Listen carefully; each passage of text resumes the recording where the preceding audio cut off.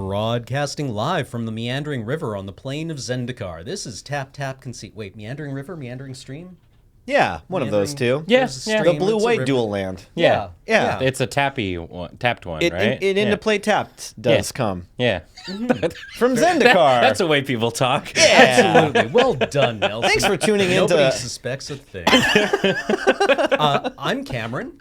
I'm Ben. I'm Nelson. And we're here to rap at you about magic cards, kids. So, meandering river. River. All right. Yeah. Got You said there it right in the one- first time, yeah. Slash dab. I wasn't sure if I was supposed to, like, as you rap about magic, if I need to, like, spin my chair spin around. the chair around. Yeah. I'm only on these every once in a while, and I need to, like, adhere to the protocol that we have here. Well, it is a complex etiquette. Yeah. As you've, I'm sure, noticed from the first minute of this podcast, Ben, there's a lot of strict rules. Yeah. Well, I see the script that you know it literally puts stammering in the in the stage directions. Yeah. Written on the back Polish. of the box here. That's our motto here. We're 2 minutes in, and we've already gone completely off the rails. All right, welcome.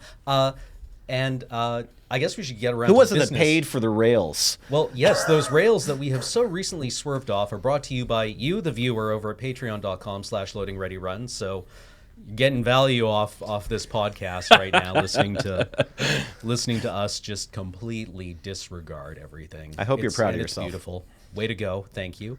And by the very kind people over at cardkingdom.com. If you go to cardkingdom.com/LRR, that will enter our affiliate code and allow you to purchase many fine magic cards.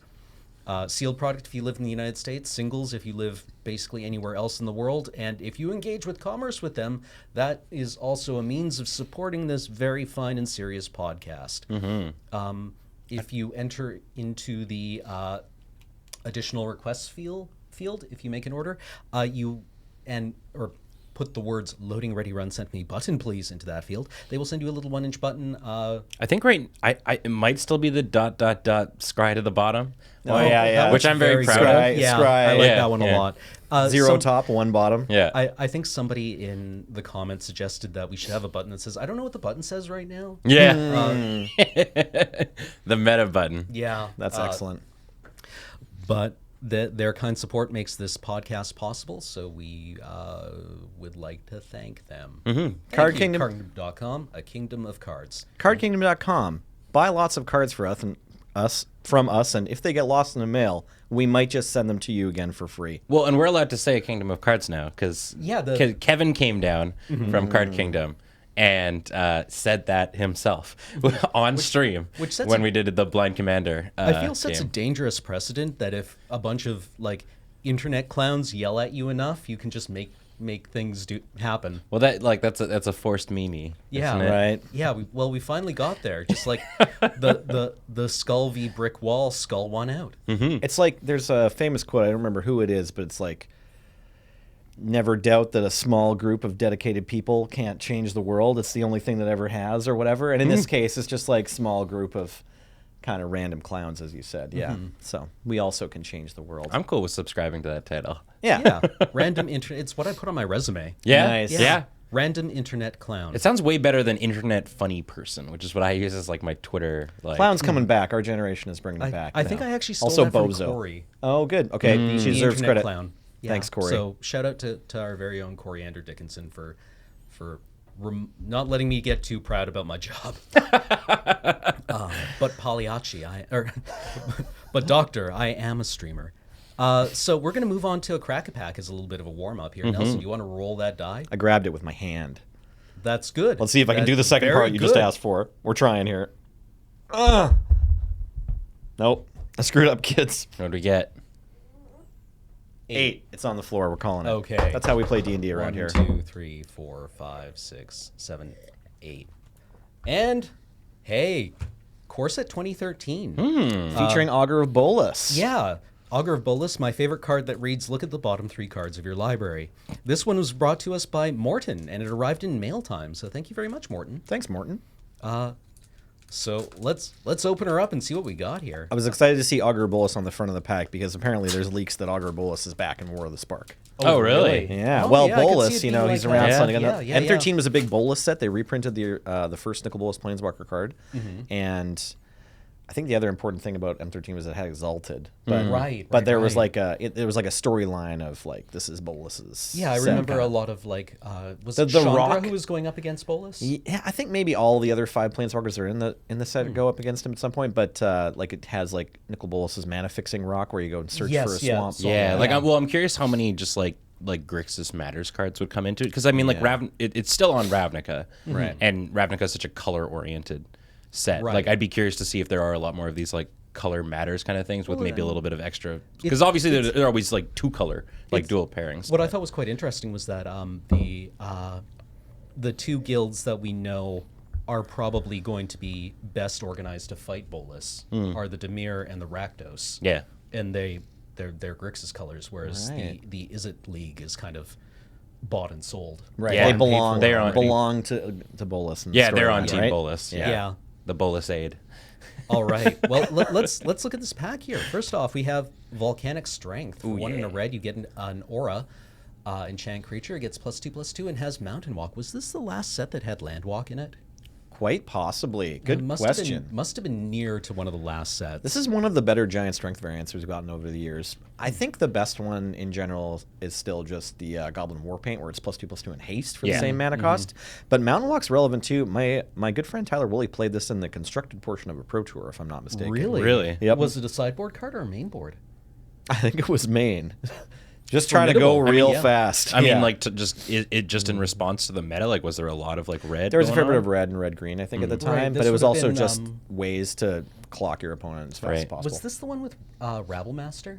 That sounds right. Yeah, I think so. Okay, yeah, that makes sense. There's been 2 core sets legal at the same time for a while, right? Yeah, that's what we're back on that now. We're going to be this summer. So we have Downpour featuring a very sad Elmer the Elk.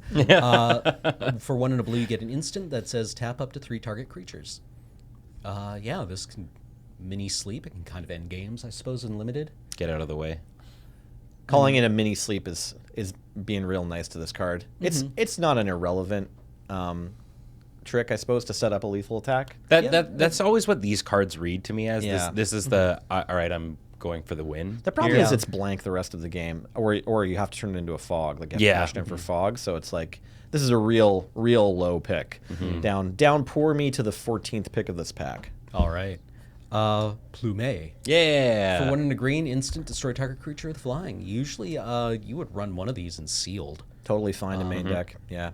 I don't know if in this format it was as big a deal. No, the white deck had like exalted big creatures. Flyer. The Aven Squire with exalted for sure could definitely get out of control. Yeah. And there was the 4 mana Griffin from this set that gains you life and then just takes all the exalted triggers. Yeah.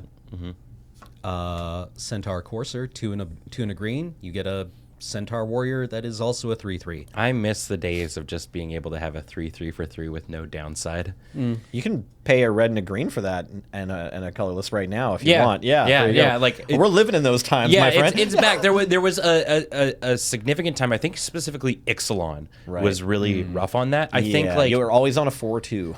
It was different. Or it was like it was like a pirate that like to even get to be otherwise like it was a 3-drop pirate with raid. Right. Yeah. And so or a lot of these ones that were just like they enter and they do something you don't exactly love out of just a like I'm just happy to have a vanilla 3/3. That's all I want. Sometimes. Very fair. You can take this one home after the podcast. Okay. Oh, great. Yeah, good. Yeah. Actually, I have is it Nessian Courser? Oh yeah, that's the first one. The full art. The full art Time War. And Nessian Courser, I think, was actually reprinted in Theros. Was it? Yeah, I think that's one of the future shifted cards or whatever that we know about. The future sight cards we've met. Yeah. Glorious Charge, 1 in a white, instant. Creatures you control get +1/+1 until end of turn. It's funny that what is glory as defined by instants that give all your creatures +1/+1 until end of turn? Glory is 1 extra generic mana that you don't have to pay. If you go to Dominaria, you can just cast Charge for 1 white and get the same exact ability. At instant speed. Yeah. But if you want to be glorious, that's going to cost you. Well, I mean, I guess the extra generic mana is the fanfare to it all, right? To be glorious, you have one. And look, they're not going as fast. You can tell from the art they're less blurred, and they look less stoked. Maybe it's because there's more of them. I guess. Yeah, there's just the three. They're Yeah, helping there's out. only these 3 knights. They're cantering, like they're galloping or whatever. Their horses are going real fast. Well, I think Glorious Charge is also one of the cards that's featured on the Friday Night Paper Fight intro. Oh, cool. Too. Yeah. Or it's like Sanctified Charge. Or, I don't know. I think this is one of the ones that we use, though. It's cool art. Good job, Izzy. Blade Tusk You Boar. earned your generic mana. 3 and a red for a 3/2 with Intimidate. It's a pig. Yeah. Really strong card. Originally printed from Zendikar, and it was an important part of that format. Back then, it didn't say Intimidate on its first printing. It just read like Can't be blocked This by- can't be blocked except by Or red. can only be artifact blocked by- creatures. yeah. Was this the set that gave us Intimidate as a keyword? Also possible. I'm not sure about that. There's a couple sets between first Zendikar and or Menace. Oh, what? I'm wrong. No, I'm Menace wrong. maybe. Intimidate was around in Zendikar. Wow. Yeah. Okay. Cool. No, I'm thinking of Menace. I think. Yeah. Well, Menace might have was come down in M13 or M14. Eh? Menace was a bit later. Like it was because I was Okay. not playing a lot of Magic in M13. Man, Intimidate Okay. was around in But Zendikar. Menace Okay. was definitely within my. Menace would have been post cons. All right. See, I just looked at Or this card and I was icons. like, Intimidate. Ah, yes, can't be blocked by 2 or more, unless has to be blocked by 2 or more creatures. Right? That's what Intimidate means. They are actually synonyms, right? Like menacing Yeah, and intimidating Yeah. just mean the same thing in English. But yeah, that pig is a good pig. Warclamp Mastiff for 1 and white. You get a good boy Dog. who's a 1/1 with first strike. We get a similar card in Ixalan that has an activated ability. Yeah. Yeah, Encampment Keeper, I think it is. So it's like it is it just strictly better? I guess because Yeah, it's a just one. the same card, but it has an ability. Yeah, so It's yeah, from an this expansion was a set, whole- so the way that it's strictly better doesn't really matter because Yeah. everyone else's cards also don't have as many words on them. Well, this was a whole cycle of, Yes. of 1-drops that had some sort of 8 mana, I think, activated ability. So Yeah. there's like Encampment Keeper, Shore Keeper, the Blight Keeper. the Fire one was like Shrine Fire Keeper. Shrine Keeper. Yeah, Fire Shrine Keeper. And then the green one's a 2/2, isn't it? It's like Ixali's Keeper. They're all like 1 mana Right, 1/1s, yeah. except for the green one. Yes, They're yeah. like green, the color of creatures. You get a bear Right, I guess, instead but of a Mons Goblin Raider. I guess you are paying for it as a bear though too. 'Cause Yeah, it's you a pay 2 the extra mana, But yeah, the Keeper cycle it was definitely like a last pick I found sometimes. But I mean, Encampment Keeper I think was probably maybe one of the better ones of it. I guess the Fire Shrine was also good because it had Menage. My favorite one like was the Blight black. Keeper. Yeah. Yeah, it was flying. It's a Oh, flying right, man. the bat. Yeah. Yeah, sometimes the skies could be quite empty over Ixalan. Yeah. Next up, we have Fairy Invaders, a card I play. I usually play this card, or whatever this card winds up being. So Fairy Invaders are a 4 and a blue, 3/3 Fairy Rogue with flash and flying, and that flash is really important for the blue deck. Because it lets you hold up mana for counter spells or instant speed card draw of some kind. And if Great card. If your opponents don't do anything on their turn, just flash these in at end turn, and then you've got them untapped to attack with. Or Yeah. more excitingly, if their opponents attack with a 2/2 on their turn, you flash these in and block. Well, as like somebody who plays like a lot of like big beefy green and whatnot, like I have a tendency all the time of being like, oh well, they've got all this untapped mana, I probably shouldn't drop this like super big guy, and then you go, oh okay, and then it's like, Yeah. you get to flash in whatever kind of creature, and it's just a feel bad moment. Yeah, that's the lesson of Cowboy Magic right there. Is just like if you're a green straightforward or green red deck who just wants to like slam all their cards on the table as soon as possible, you can get tilted by your opponent playing a counter spell once, right? And then you just like start staring at their lands for the rest of your life. You're just like, should I cast it? And weirdly, it turns out the answer is usually just yes. Yes, Just do cast it. Just Make get him your have spell it. countered. Yeah. Evolving Wilds. Yeah, best fixing. It's a land, sacrifice Evolving Wild, or tap and sacrifice Evolving Wilds.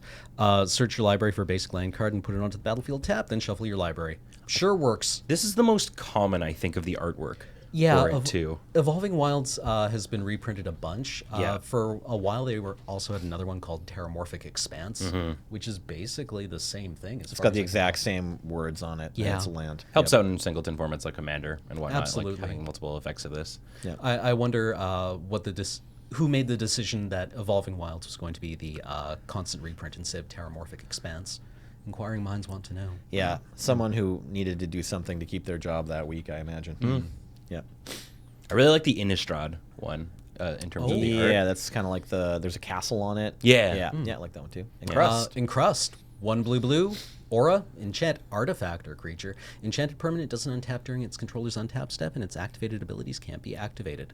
I play a lot of these in Commander. Yeah, actually. Yeah. Lock down an opponent's commander. Oh, that's pretty good. Yeah, I suppose this is a pretty good kind of removal like in a passive. Commander game because it shuts down activated abilities. Well, this is a card that I also see, or cards of this nature, like are printed all the time in like intro decks and stuff like that, because it symbolizes a lot of what blue can do and whatnot, but I think is also a great teaching tool when it comes to teaching people activated abilities v triggered abilities and stuff. Right. You know, teaching people what this thing can stop and stuff. Like I think it's just this is obviously a very blue card, but I think has just a lot of nuance, I think, to it a little bit when it comes to like it teaching has what it can do. multi-functions. Yeah, There's you all know? these different kinds of this, right? Like the more recent one in Ixalan is Water Knot, where it can't target an artifact and it doesn't care about the activated abilities, but it does keep it tapped, and it gives you the trigger where it taps it when you play it. So, yeah, there's all these different, kind of like the Blood Artists, there's all these different forms of Encrust. Next up, Acidic Slime. 3 green for a 2/2 ooze. Green staple. With Death Touch. When Acidic Slime enters the battlefield, destroy target artifact, enchantment, or land. 2 for 1, almost always. Yeah, this is a lot of different cards. It was the poster boy for the new core sets, M10. It was the first spoiled card, so in many ways, I guess it was like the first core set brings you new cards card, unless they want to count like Vizardrix, which you shouldn't. Yeah, and then it also is the first card, I believe, with Death Touch, although like various cards were retconned or whatever to have Death Touch older cards, but it was. I'm pretty sure M10 is what brought us the Death Touch keyword. I could be wrong about that. I was wrong about Intimidate. Now I'm just second guessing myself. I'm inclined to believe you. I've got no other information that says otherwise. Yeah, I know. Yeah, I've only got so many days of that inclination left, though. Yeah. Well, don't worry, we're putting this up on the internet, so I'm sure we'll get some clarification on that. Exactly. Actually, this card wasn't even in M10, Nelson. Arctic Haven. Yeah. 2 and a blue for a 2/1. Flyer. It's a Burb Wizard.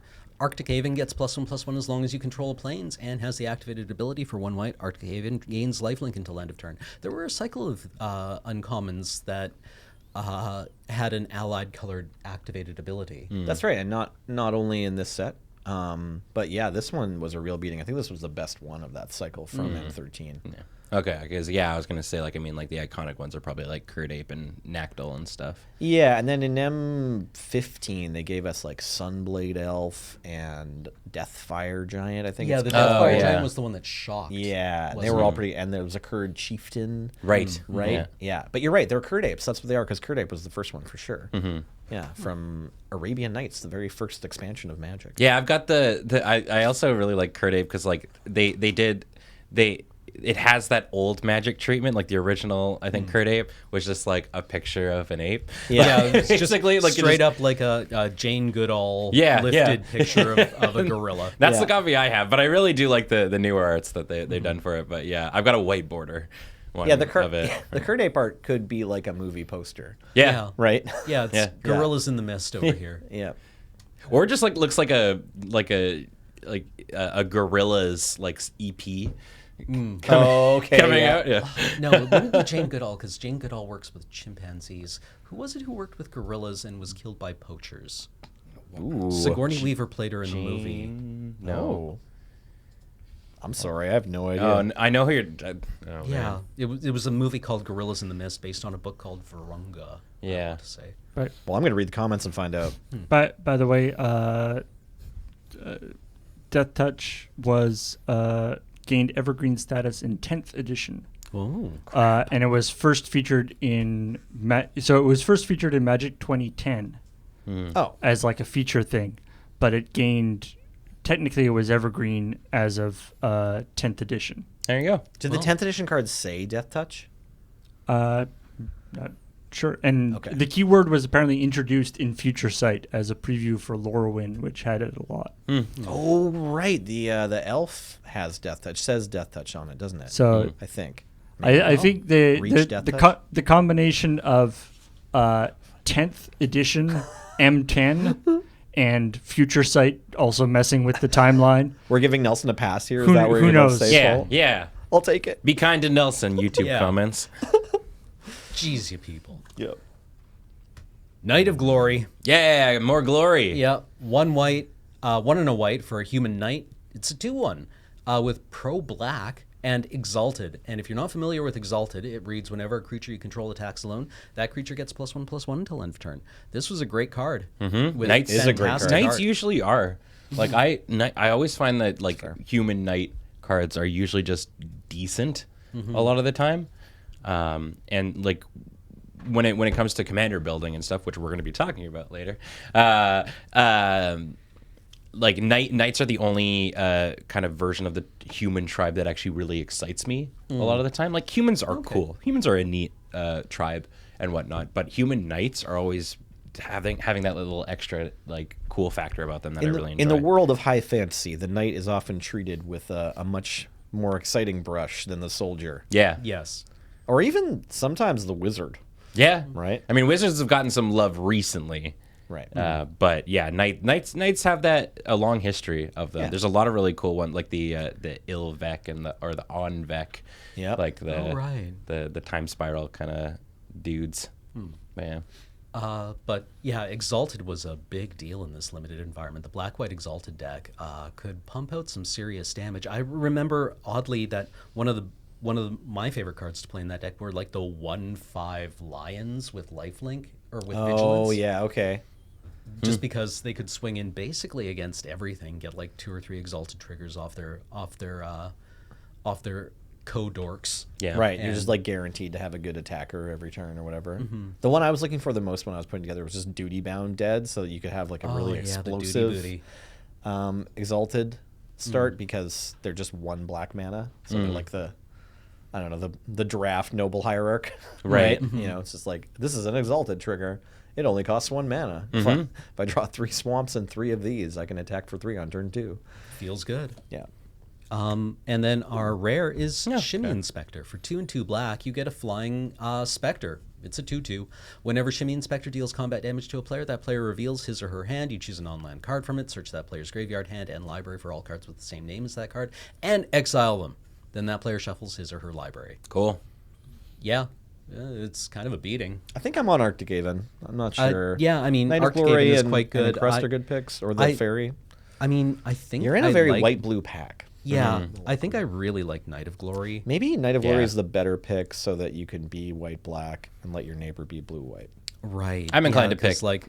Yeah. I You think just want the Shimmy death touches? Well, yeah. I like acidic. It's slime, great. You're always happy to have right? slime And in your and deck, also so, like the yeah. rest of the green in this pack is super kind of Super unexciting. weak. Yeah, Yeah, I there's think- a Plummet and an Essien Courser, and you'll get one of them back. Yeah. Yeah. Yeah, I think you fair. cutting green, like cutting good green, is quite easy here. But like, passing Knight of Glory Yeah, I mean, it seems like a really good card. or passing Arctic Haven. Yeah, you have to do one of those things. All right, neat. So we have 2 things that we want to talk about. We've got a couple things we want to talk about. If you listened to last week's podcast, you'll remember that we did a pretty deep dive on Cam's Highlander deck, Canadian Highlander deck that he's playing in the Friday Night Paper Fight Canadian Highlander League. Yes. And then you got to play some more matches with that deck last week, and I just wanted to ask how it went. I And- went 1 and 2. Okay, we got a match. Yeah, we got. That's decent. Yeah, I took a match off Serge. Okay, and yeah. Serge started the week 3-0, didn't he? Yeah, Or the 3-0 the week before, I mean? Or I think he was like thought he was in the 2-1, lead. maybe. Okay, I that's can't fine. remember. Yeah, Anyways. but he had the workshop weenie deck, and that Yeah. thing is Explosive. strong. Yeah. He won our first game by going workshop academy, and I was at that point. I mean, I think those are just games that you lose. Sure, yeah. Those are the Right. first 2 lands he played in the first 2 turns, and then he Yeah. also put out a bunch of artifacts, I'm sure. Yeah, dumped his hand. You know, it's like cards in hand, turn 2, 0. Yeah. So, I mean, that's an explosive start that's difficult to come back from. But Especially round for out- your deck. Like, the kind of early interaction you have is more like you've got maybe some duress effects in your deck. Yeah, A little bit, yeah. But But those aren't it's- great against it.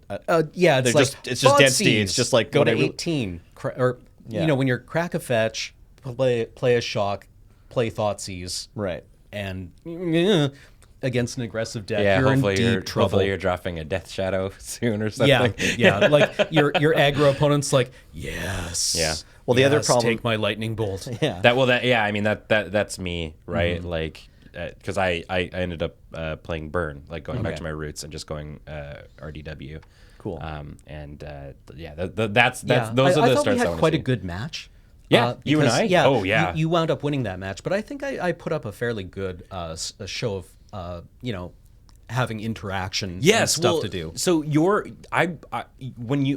you and I play, usually I think you and I are on these two decks. I find like Right. because they're just sort of like the decks that we really enjoy playing, and I always find how it goes is like I'll get in early, and then you end up setting up like basically your chump blockers, Right. that you've basically assembled some sort of engine and whatnot, whether it be life gain or anything like that. That essentially just like locks me down on board, and the game usually ends up getting decided with if I can just start doming you with like burn spells and stuff. Well, yeah, I think our third game was decided when you drew 6 cards off a Skull Clamp. yes. And that's a bad position to be in against a burn player. Well, who's- like because that's what happened there was like I was getting in early, you put your dudes on, and I was like, there's no way in heck am I getting through your wall of chump blockers. So I just started like aggressively throwing my creatures into the Skull Clamp grinder. Yeah, because if you're able to swing in with like a 2/1 or a 2/2 with a Skull Clamp and threaten 3 damage, I kind of like have to throw a Llanowar Elf under the bus. And you take a card off my board, I lose whatever its activated ability is, and you draw 2 cards off Skull Clamp. Yeah, well, and I right? think so. Like, the game you took off of me too was like I think you had like the turn 1 Deathrite Shaman, which was like Yes. exactly where you wanted to be. I think because then it puts me in the part where like I made a total goof and like started killing your other creatures but leaving your Deathrite Shaman up, and that basically says Cam gets to gain 2 life for the rest of the game. yeah, right? yeah. But yeah, no, I thought we had interesting matches with good decision points. I love your Aristocrats deck. Like Thank you. The changes I made to it last week really, I felt, made it hum a lot better. And I've also put a lot of work into just cutting the curve as aggressively as I can. well, and you sort of discovered the beauty of dual lands and whatnot too. Big shout outs to our friend Eric Goff, Thanks, who Eric. loaned me 4 OG duels, a bayou, a savanna, a plateau, and a scrubland. No, wait. Bayou, taiga, savanna, and scrubland Right. were the ones. And have you heard of these things? They're really good. Cracking a fetch and just getting a duel that enters untapped without shocking you. It's nice. Holy moly, these are powerful. If you see these going around in a draft, pick them up. I mean, they might not be good in draft, but like I feel they're worth it. Well, that's kind of the thing with them, though, right? Is the land base of a deck is one of those things that there's not always a ton of like stock put into it, I guess. But it's just like the little things that they add that really kind of can smooth out an entire game for you, right? Like even just talking like not getting shocked and stuff is massive against like a burn player or something. I think I that. stabilized it 2 against you in one Yeah. match, and that was largely due to the fact that I was able to play a bayou instead of an overgrown tomb. So the green edition was great. It lowers my curve. The Llanowar Elf analogs feed your aristocrats while ramping you, and it just seems like a very strong addition. Cool. So I went ahead and pulled the trigger on a bunch more cards. I ordered a Badlands for myself. Oh, so you took Yeah. the plunge and you're buying your first duel. Not buying my first duel. Oh, Okay.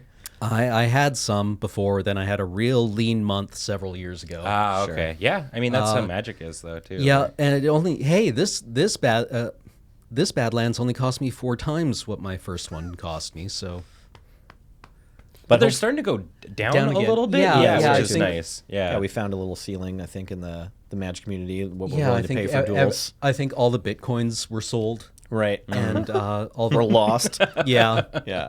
It's still Underground Sea that's like the top of the top on it, right? I think so. Yeah. I haven't actually checked the prices of I think a lot of the legacy cards Well, lately. wasn't at GP Las Vegas the Underground Sea?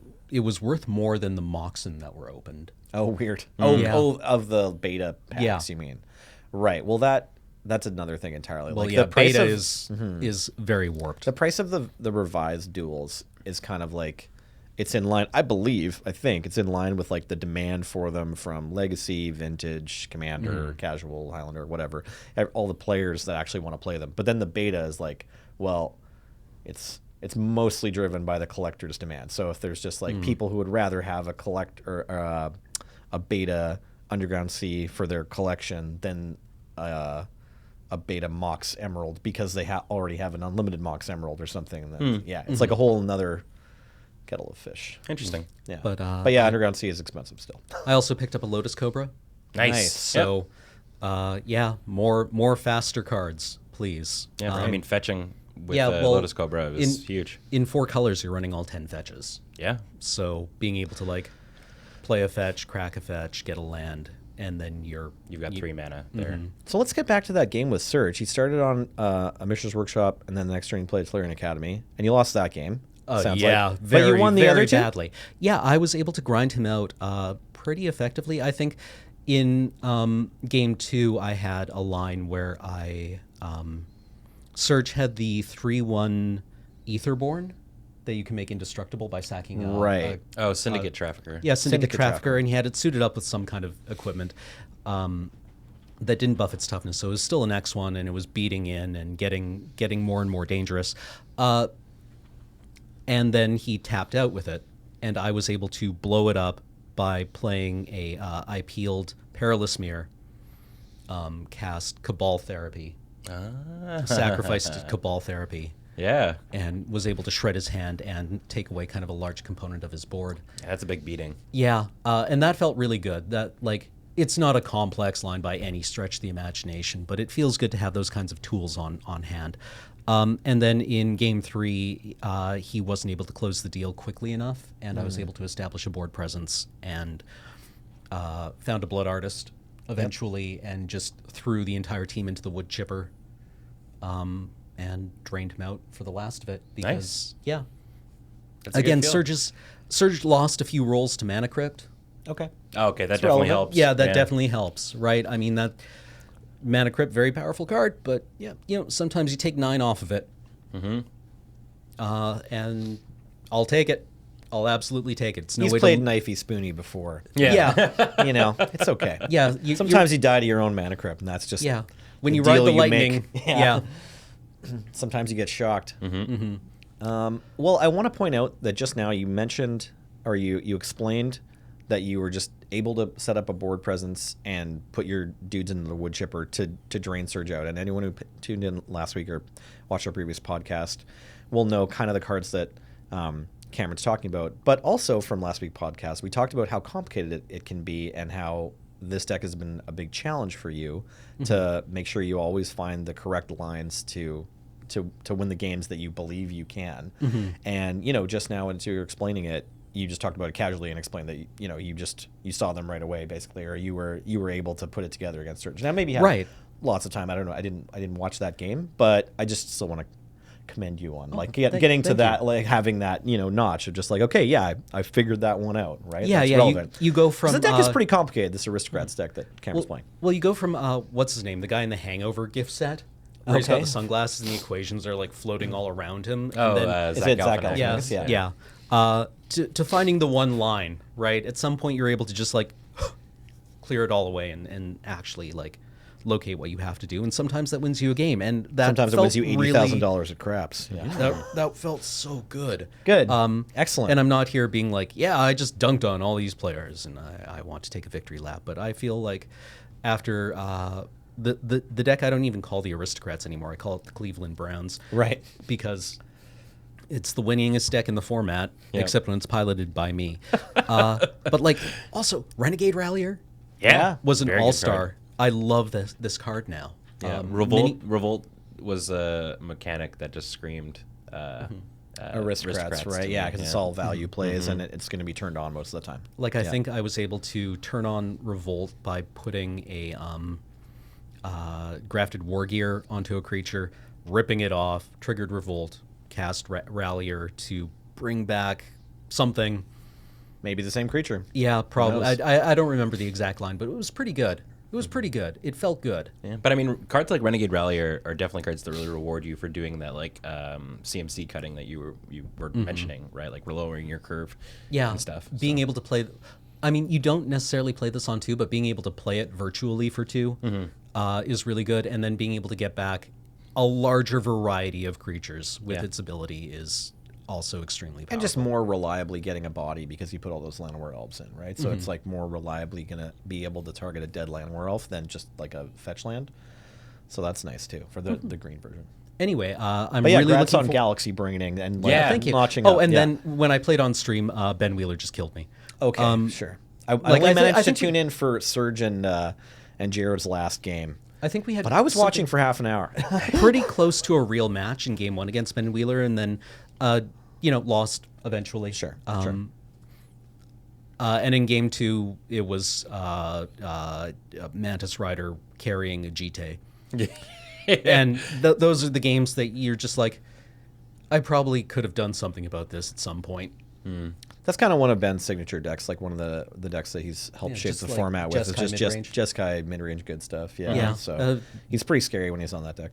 Yeah, I think Serge was telling me about it afterwards, and it had been a subject of a one of the North 100 podcasts where he'll just mull to 5 quite aggressively, and do that because when you have a powerful 5, it's way Yeah. better than having like 2 more cards because the deck can recover from keeping a smaller hand quite quickly, and all of your top decks are good.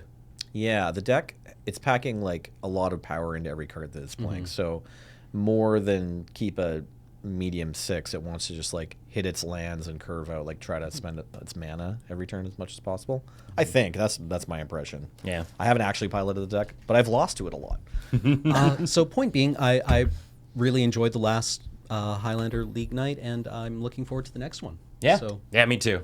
all right. I went. Yeah, you and I think had like similar success stories, and because you and I were both the bottom at the end of Yes, the first yeah. one. We both went 0-3. But yeah, being able to chalk up some wins always feels good, especially when you're playing against very good players like Ben Wheeler and Jeremy White and Serge.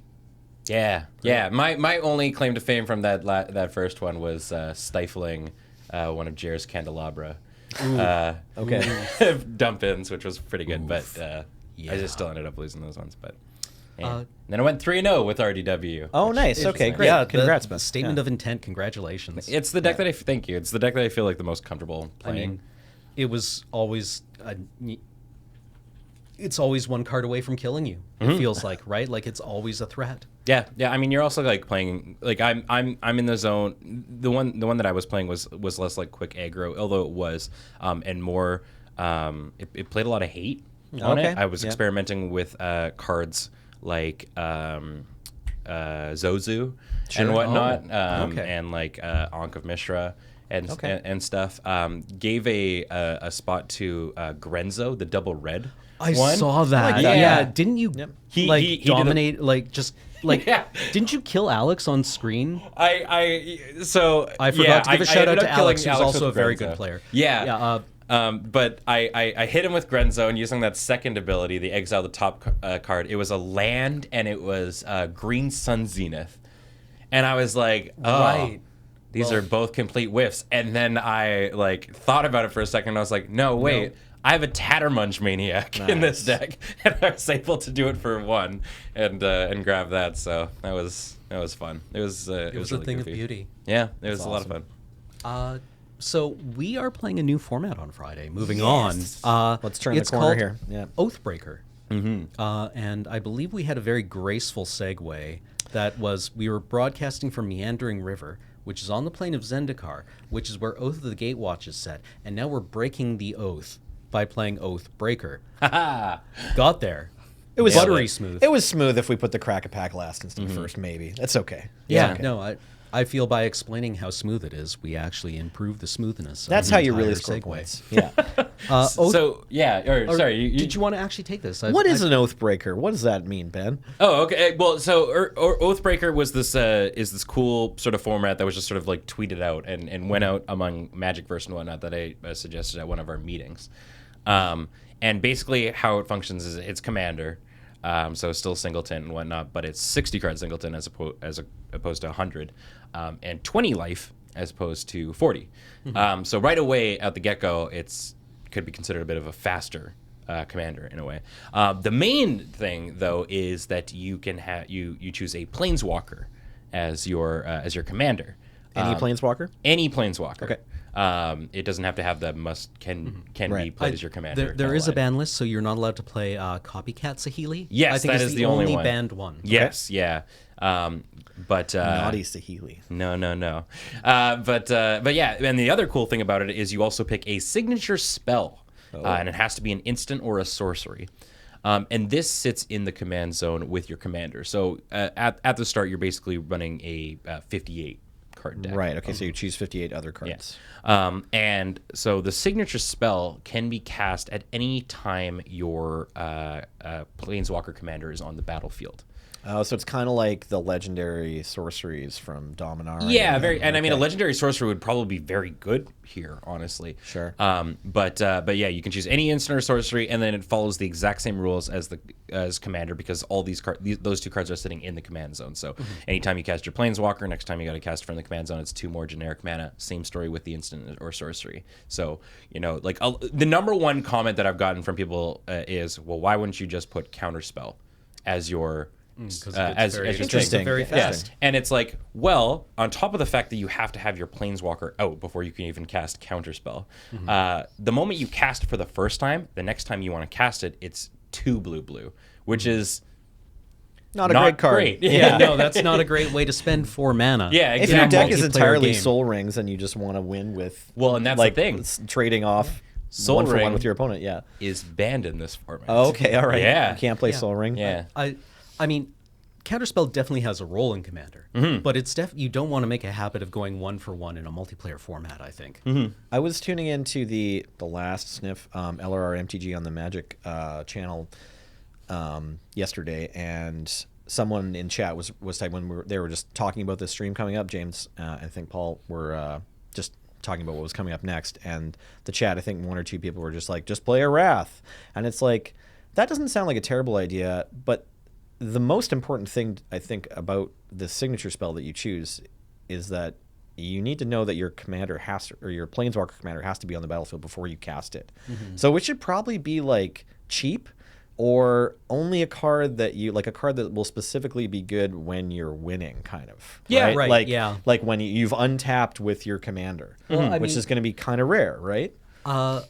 Yeah, and I think Wraths are somewhat less absolutely critical here than they are in Commander because your Planeswalkers don't, like, it's almost tautological, but it doesn't wipe the most important part of your opponent's decks, or the part of the deck that they built around, right? It'll get rid of a lot of dorks, but it'll still be 4 planeswalkers kind of staring across the battlefield at each other.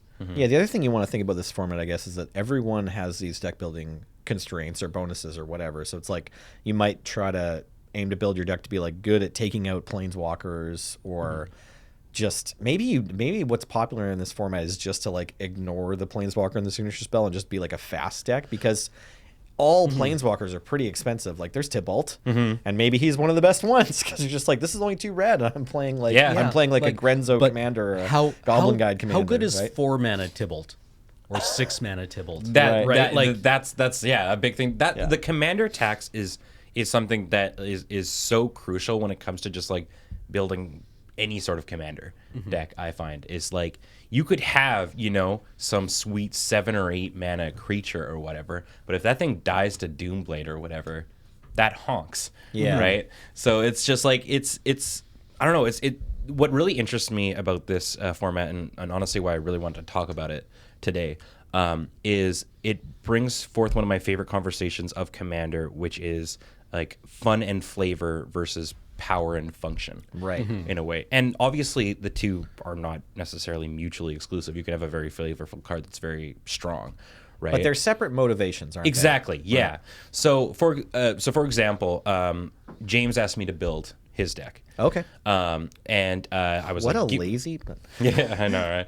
But What does that guy do with his time? I don't know. Run some sort of business. Yeah, or whatever. I guess he gets us paid in some way or another. I don't know. Oh, right. He's always working. I remember. But I was like, give me a planeswalker and I'll think of something. And he went to his favorite planeswalker, I believe, because he's always talking about is Sorin. Mm-hmm. He loves Sorin. Sorin's and cool. I was like, which Sorin? He's like Sorin Markov. The original first Sorin, the right? sexiest one. And I didn't have that, and I looked around Oh, shoot, I all would of let the you city. in. Oh, but here's the thing, though. Okay. So I ended up looking at the ones that I did have access to, and I really like 6-mana Sorin, Grim Nemesis. 6-mana Black White okay, Sorin yeah. actually was played in Standard a little bit. Like Exactly. It's an excellent card. It's a super cool card. For those of you who don't maybe remember this one, he's kind of got like a little bit of everything on him. He's got a party bob not party bob effect, but a bob effect that hurts other people. He draws bobs wrong. cards. Yeah. But he bobs dirty. His -X is what really kind of drew me onto this, because he can drain planeswalkers. Oh, and stuff, yeah. which I think Right. is very, very neat. And then his, if you get to -9, that's also cool. I guess 7-mana Garruk is pretty messed up in this format. Yeah, right. Yeah. But that's the thing, though. It is because I mean, if they end up somehow killing Garruk, then next time he's 9. But one thing I'm really intrigued to find out when we do play this is how quickly is somebody going to emblem. I feel like somebody is going to emblem or ultimate or something like that, because it just seems like it's going to happen. Sure. Well, those Sorin emblems. Maybe paying 2 extra mana to just make a bunch of emblems is probably totally fine. Yeah, Sorin, right? Lord of Innistrad. We're talking about Lord of Innistrad, where you Right. can emblem immediately to give your creatures +1 power. Yeah, that sounds like a good strategy for this format. Yeah. I mean, there's Gideon, the Ally of Zendikar. You can just play him out, kill your dudes, and have a permanent anthem effect and stuff. But what I chose for James's signature spell, because I was like, I want something that is flavorful, because this feels like such a flavorful format, but is also still strong. So I ended up going with Anguished Unmaking. Cool. Oh, okay. Right. Because I mean, it's got Sorin on the card. It's like his whole. This is a very iconic card for Magic's history, I think. That's right. Yeah, it's an important moment in Magic's storyline, right? Because this is Sorin killing Avacyn. But what's neat about this is it's kind of a catch-all. It could kill your opponent's planeswalkers, but also maybe you want to get rid of some scary enchantment or big creature or whatever. And I mean, it's still 3 mana to 2 mana felt like kind of like the sweet spot a little bit for a signature spell, because I mean, I'm still happy casting this at 5, maybe less at 7, but it's still neat. And the life gain aspect of this is minimal, or the life loss is minimal, because Sorin's going to gain you life. Well, yeah, and I was also just like vampire Vampire Tribal, and he Yeah. was like, yeah, Vampire Tribal. So this is going to be very life link heavy and stuff like that. Great. Sounds wild. I kind of, when you're talking about flavor, I kind of looked at flavor and just brushed it away. Like one might brush fruit off one's waffles. And that was because I was like, I have no idea how to build for this format. Can we waffle together sometime, and you can brush the fruit onto my waffles? plate? Yeah, I would we can do appreciate that. So, yeah. We should start going You for can have breakfast my every whipped morning. cream, and I can have your strawberries. I should probably acknowledge Mitch Hedberg right there, Yeah. because who always said he liked to order fruit on his waffles, so he had something to brush aside. But I went with Dovin Grand Arbiter, because I opened him and have not been able to play with him yet. And I like this dweeb a lot. He is my most hated version of evil. Oh, really? Yeah, the extremely droopy dog, super banal evil, where he's like, excuse me, I would like to control the bureaucracy. Yeah. And Bolus is like, yeah, sure, dude, whatever. You can have that. And he's like, excellent. I would like to pass some bylaws now. Yeah, you just He does definitely embody white and blue for me a little bit in a way, but yeah. Dovin calls a judge on you when you flick your cards. Yeah. Right? Yeah. Like he seems like such a pedant. He's got a chess clock beside you to know exactly when he's allowed to call you for slow play. Yep. Actually, I want to disagree that he embodies all of blue-white. Like, when I think about blue-white, I'm just like Counterspell and Supreme Verdict. Like, those are the ones I'm like, they're going to stop you from I doing guess- whatever sorry, you want, yeah. except when we're 2-for-1ing you. This right? this And card is doesn't like, he's kind of necessarily. aggro, yeah, right? this card Like, doesn't necessarily embody, but I feel The art Dovin does. himself Oh, is yeah, character. Yeah, Sure. character. Yeah, That's fair. yeah, That's fair. absolutely his character. But this is card the- is like a neat little beatdown card drawing engine, right? Uh-huh. I like it a lot. Well, and actually, it isn't so much a card drawing engine as it is an engine for making Dovin bigger. Right? Sure. Like I suppose he is a card draw engine because you make a Thopter, say, you +1 Dovin, you swing in with a Thopter, and suddenly you get all your loyalty back. But maybe if you're swinging in with a bunch of evasive creatures, then that works. Because I went to the website for Oathbreaker, and they say it's a fast multiplayer format, and I don't know what that means because Yeah. I've definitely played against fast commander decks that are not, or at least operate under a vastly different understanding of what fast is. Than Yeah, it's 2 hours instead of like 4. yeah. So I have decided to try to build what I think of as a fast commander deck that curves out at 2, and I'm expecting that maybe I'm just going to get crushed here, but it is kind of like a Delver strategy, Okay. where you try to establish a presence early and protect it. So what's your signature spell that you're going to be rocking? I am rocking Treasure Cruise. That seems smart, honestly.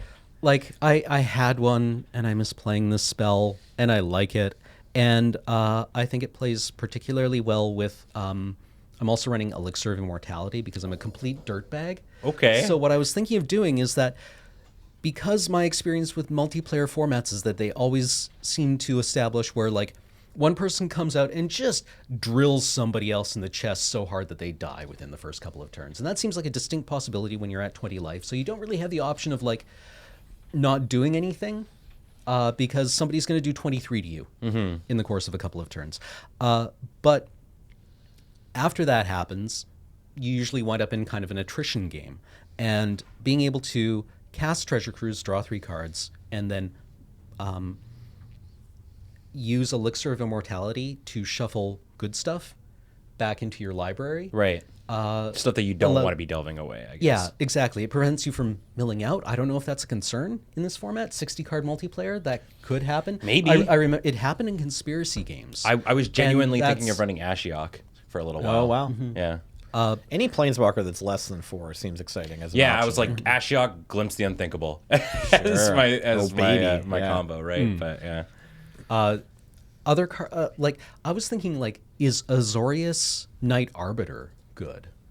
It's this uncommon from Oh, the Ravnica 2/5. Allegiance, the 5-mana 2/5 with vigilance that can't be blocked. Right.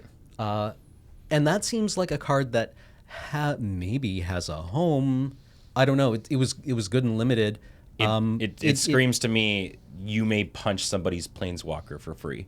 Yes. Yeah. Right. Because going shields down in a multiplayer format when you're at 20 life seems dangerous. Mm-hmm. And I'm nothing if not risk averse. Yeah. It's not here right now because 5 mana also seems quite slow for 2 damage a turn. Yeah, I have no idea how fast this format's going to be. I'm genuinely curious, but like looking at your list, like I mean, you've got literal actual baby Jace. I'm not sure if he actually wants to be in this because a large part of what this was me pulling out my binder last night and being like, Cameron, you have to build a deck for Friday. And I'm like, okay, well, let's pull out all the good cards. Yeah, I mean, and I'm seeing it. You've got Stifle Burb, like Nimble Obstructionist, and I like Nibblus to Frost. That seems like kind of neat. Nibblus Supreme of Frost, if you're not familiar, for 2 and 2 blue, you get a 3/3 spirit with flying and prowess. And it has an additional line of text which reads, whenever you cast an instant or sorcery spell, tap target creature an opponent controls. That creature doesn't untap during its next untap step. So again, just something that hopefully like gains a little bit of incremental advantage here and there. I'm running one of my favorite cards ever that I almost never get to run. It is my foily Azorius Guildmage, also known as the hottest person in the multiverse. Yeah, God, Zorgus Guildmage is so hot. I just is want that to a pack foil? Because there was It is. promo foils these going It- around, but you look like you have a nicer one. I ripped Congrats. this when we were playing Dark Ascension League, limited Oh, cool. sealed league. And we had Dissension packs it at was the one Wide? of the one of the leagues where the rules where you could open any pack in the store. Yeah, we for your still week do that, pack. yeah. And yeah, I opened a Ascension pack and got this Foily Azorius Guild. I just want to go to the gym with this person, right? Because they seem Yeah. like they would just be really supportive. Yeah, and a not really make you good feel spotter. bad about about being, having to take all the weights off of her barbells. Like the moment you put down like you're done like your bench press, they got a hand with a water bottle like right in front of you. I feel like they don't have time to talk to anyone, but if they did talk to you, you'd feel really supported. yeah. Yeah, but Yeah. I mean, it doesn't tap to activate its abilities. It taps a creature for 2 and a white and stifles for 2 and a blue. Yeah, this card's also just busted in a format where everyone has a planeswalker. You just Yeah. can't shut down their Stifle. loyalty abilities. Yeah. That's not fair. Yeah, it seems cool. And then like I've got Runechanter's Pike. I put in Wharf Infiltrator. sure. I don't know. I've got Looter Ilcore again, just for like the 1 mana beat-ins. But the plan is to like draw through your deck, get everything into the graveyard, draw more cards with Treasure Cruise, blow away the things that you don't want coming back, shuffle your graveyard back into your library, and kind of grind out an attrition match. I'm kind of like, I've got a couple of cards here that I think are actually very bad in multiplayer formats, like Remand and Unsubstantiate. But yeah, they were immediately available. They were in Yeah. a pile of cards, and I'm like, hey, I like both of these cards. Well, we have no idea how this is going to work. And, Exactly. And honestly, I think this is a format that I could see myself coming back to because the amount of times where I've built a commander deck and just been like, man, can I just have Ral Zarek as my commander or like or any other kind of ones? And this is a lovely little segue into the one that I'm running. Okay. One tribe that I have always wanted to run, and I've got every single card just about that works with this tribe that honks in Commander, is werewolves. Oh, cool. I love Right. werewolves Yeah. so much, but in Commander, they are just very, very hard to run. They're good at killing one person, right? Exactly. Yeah. But there are ways that you can do it. Like a lot of people, because they printed, I think it's Ulrich. Yeah. He's the who legendary is the creature. legendary werewolf. And while he's super cool, I would argue he is not the person that you should run as your commander. The person that you should run as your commander is Rurik Thar. If you're going to play regular. Because vigilance. Because he domes somebody for 6 every time they cast a non-creature spell. Yes. And that's So- what your deck is weak to. Is Exactly. Like the wraths So and the you want to kill spells and stuff. disincentivize people casting spells. in a Yeah, way, if you want to right? flip my werewolves, you can, but it's going to cost you 12 life. Exactly, Right? right? Like I remember when we went back to Innistrad and werewolf, like hopeful commander players were like, finally, we're going to get a werewolf that punishes people for trying to flip your werewolves back. Nope. Nope, he just turned out to be. He's granted Ulrich's sweet. He And, does like- a lot of cool werewolf. Yeah, he really things. smacks, I remember. I right? think it Yeah. might have been Morrow saying that the design team had said they had considered an effect like that, but they really felt that the flipping back and forth was a core part of the werewolf feel, and that's not wrong. It just sucks. Yeah, well, that's the Right? thing. Like, That it's a brutally prime unfun. example of flavor versus function. Honestly, right? And so I'm sitting there. Originally, the deck I was going to run was Nissa, Nissa Worldwaker. Okay. And my entire deck, my signature spell was going to be Sylvan Awakening, which is from Dominaria. Oh. And my whole deck was just going to be about making a ton of lands, making the lands fight, running like Life from the Loam to get those lands back, and just fight with lands. Right. Sounds fun. But then Serge came up and he was like, I figured out what I wanted to do. And Serge is also doing a big experiment. Serge wants to play Chad Tribal. Yeah, he's running 12 Chad, isn't Yes, yeah, and he, I would imagine he probably wants to play 3 mana. Are Chad. there that many Chads? There's not that many Chads. Are there 12? There's like okay. 8 or 9. Okay, he? okay, Yeah. okay. So, But and 12 when, post and is when a, we say yeah. Chad, we Yeah. mean Gideon. Yes. Because we think he looks kind of like a Chad. He looks like a seems, Chad. He seems like if he was around, his name would be Chad. But so he is most likely. I'd assume he's going to run the 3 mana one, the one that can emblem and just make it as long as you have a Gideon on the field, you can't lose. That seems like the right one to pick as your, as your commander. Yeah. So he's doing his experiment there, and I'm like, you know what? I'm going to experiment here because this opens up a really interesting thing. So I'm running Arlen Cord this weekend, or on Friday. And I was like, what's the most annoying part about werewolves is that they flip all the time.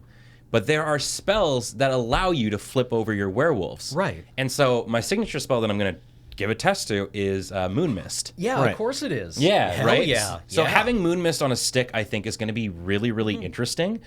It also just has the secondary effect that I forget all the time. It's also a fog. Right. Right. that doesn't apply to werewolves and wolves. So I'm gonna be running werewolf tribal and see how it works. I think Arlencourt is just a really, really neat planeswalker. I love transform cards in general. I think they're a very, very neat design space. And so yeah, I'm gonna have Moon Mist there. Green also has one of, not the most, but green has a lot of really good just tribal enhancing cards. I think it runs one of my favorite tribal cards, which is Descendants Path. Okay. Oh, yeah, Right. yeah. Which basically it's very akin to kinship, I think, in a way. Yeah. Where basically it's reveal the top card of your library, and if it matches a creature type That you have on the it battlefield, just right? goes straight to the battlefield. Right. So yeah, this is going to be werewolves and wolves tribal. And over since original Innistrad, just a lot of good wolves and stuff have been printed as well. I mean, even just outside of Shadows over Innistrad and Eldritch Moon, like, I mean, you've even just got like Master of the Hunt and stuff. Right. That Yeah. just makes wolves as well. Yeah. And you get to run powerful cards that were just good on their own, like the Gruul, Huntsmaster, Master of the Fells? No? the Huntsmaster of the Fells. Yeah, Right, yeah. Because he's he makes just a good puppy. on his own. Yeah. He makes a good boy every turn. So yeah, I think honestly what this thing is about to become is just like an experiment in the format and seeing what's cool. And I don't think any of us are on the event of trying to bust it wide open or anything. Yeah. 'cause No. I mean. there are definitely cards that you could probably pick that would just I mean, I'm not running like. I think there are. I'm not running the holy trinity of Azorius creature deck cards, which are like Geist, Snapcaster, and Vendilion Clique. yeah, Okay, or right. like Sphinx's Revelation and stuff. Yeah. Actually, when I look at your deck, Cam, I think you've got a lot of powerful things to do.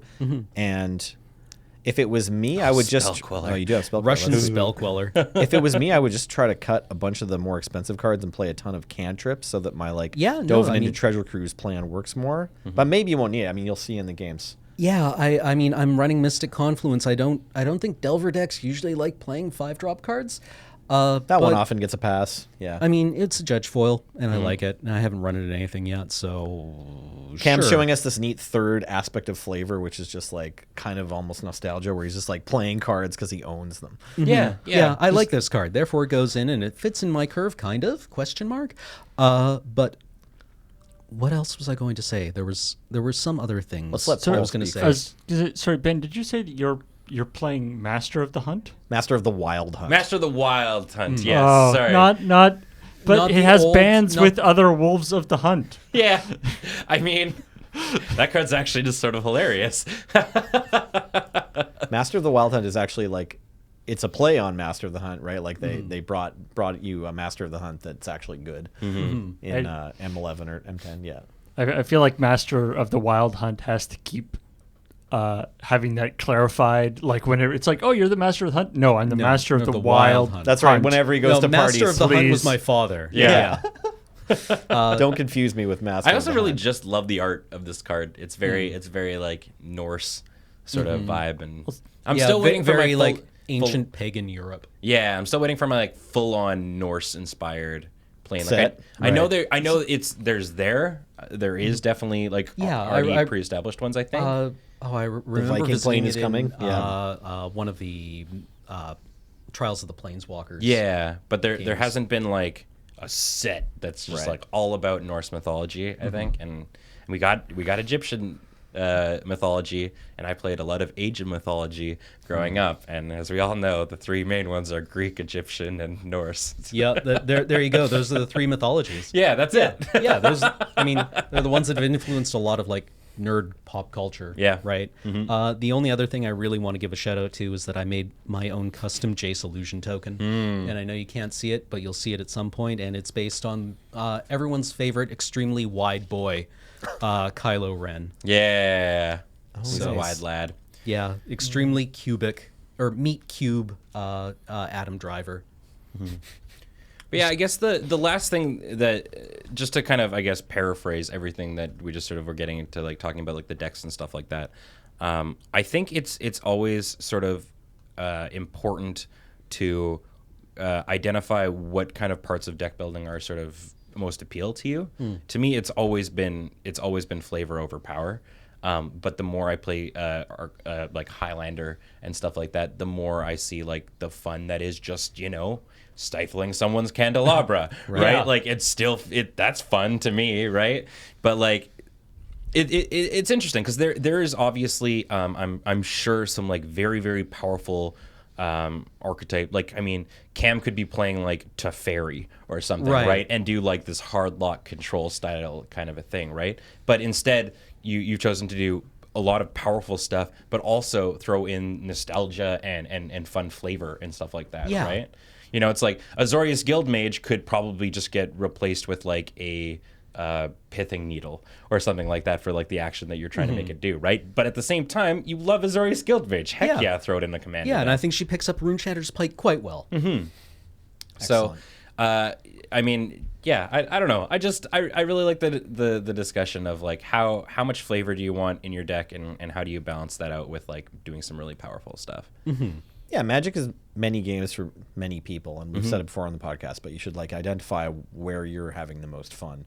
And so if it's like building a deck around a cool like character and storyline and then just like getting to play that out with your friends, like that's absolutely right. Well, and that's the reason we do so many different kinds of things on Friday Night Paper Fight, trying out things, like dollar store Highlander or like Blind Commander and stuff like that. Finding just like novel ways to reenact or reignite the play factor of Magic the Gathering, that we are here to play a game, but also play, right? Like engage in a very low consequences kind of fun activity. The stakes have never been lower. Exactly. And I just realized that Dovin, if Ugin, or not Ugin.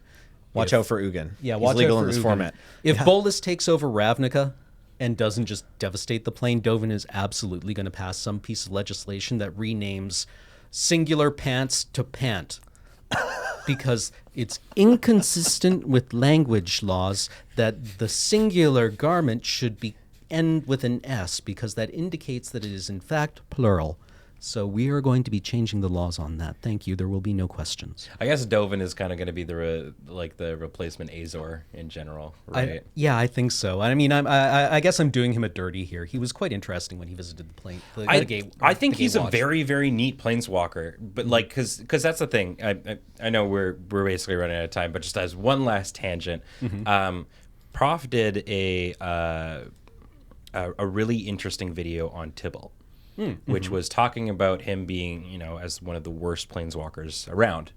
But I love the idea that he posed where Tybalt is actually a very, very important planeswalker because he represents an archetype of villain that doesn't get a lot of play in the Magic story, which is the comedic, like the fool.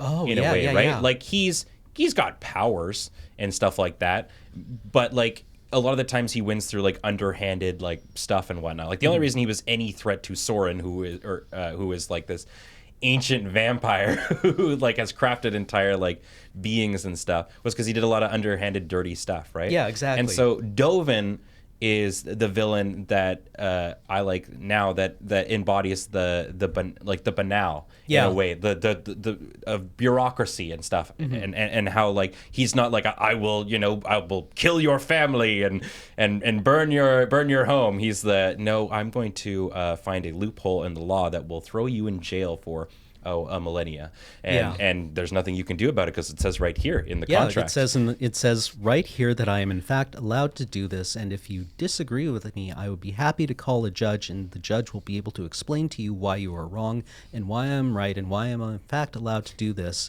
So if you would like, we can call the police and they can sort this out. And you're just like, oh my God, fine, you're allowed to mow your lawn at 8:30 in the morning. It's okay. Then I'll just go someplace else to sleep. I mean, I'm just imagining people being like, okay, fine, Dovin, do you want us to get you some pant?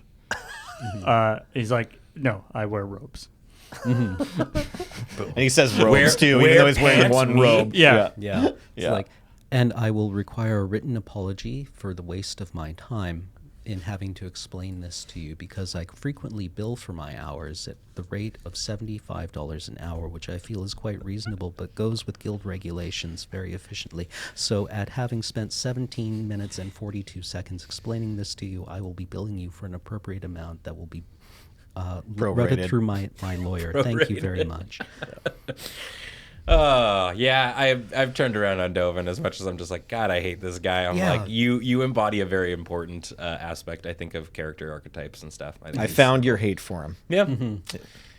But Anyway, yeah. so tune in. Well, actually, by the time this podcast will have gone live, you will have seen us play these decks out.